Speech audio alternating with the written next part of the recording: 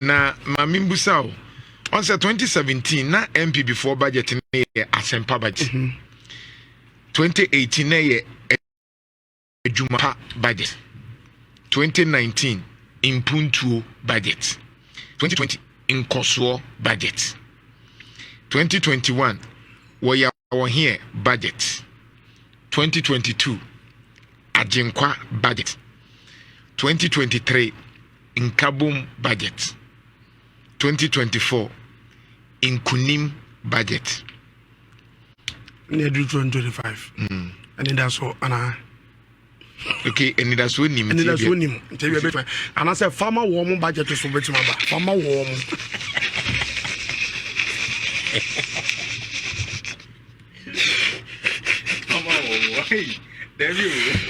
I saw the money. Farmer.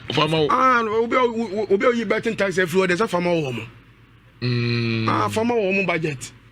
Oh, you betting tax everywhere. So be the 10 million yes at the end of cities. Now say no the farmer there. Farmer warm.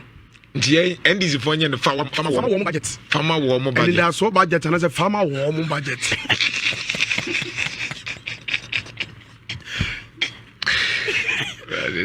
Oh, the boys need to one word. Farmer warm. Utina kata camera. Branizi. Farmer warm budget. Unse come up. So NDC abe almost say Ghana for. Omni o social contract. But now ma mutwa bet no. Betting tax na hamo.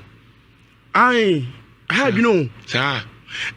Na sana ba hye bet no wodi no na wutinu fifiri ate wo no na obi a hye ne bet wodi 10 million was what in 100 cedis would at 10 kura 100 not 100 say 10% hey wodi 1 billion obi 100 million so obi nya 1000 not 100 cedis hey sir wodi 1 billion 100 million obete hey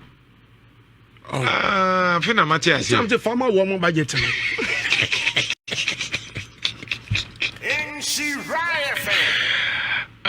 Bati. Na boys say so you no kwafo akomu you okay o. Omu you okay. O be dia de aka de. Say sika. Ana tina mebu ni tin wo. Onya wie de wie 2028 we de o wie. Telesta boys say. Me ni boy bebre be a on. Ade ko to omo to aba na man dis nya sai wie no. Betting tax no. Tina me so obi di bet 3 months no onyi ye o. Otwen me ye fro no yi. Ade sika no timi di tum. Said that who ye na ti o. Okay but it me. Wa kwa who do sika to so. Say be betwena obi a wa dwan say wo nya ntwa bet wo ye kodidi a the moment I got to so wo yi nkwa de bet wo twa wo ntwa ye o. Eh za sanity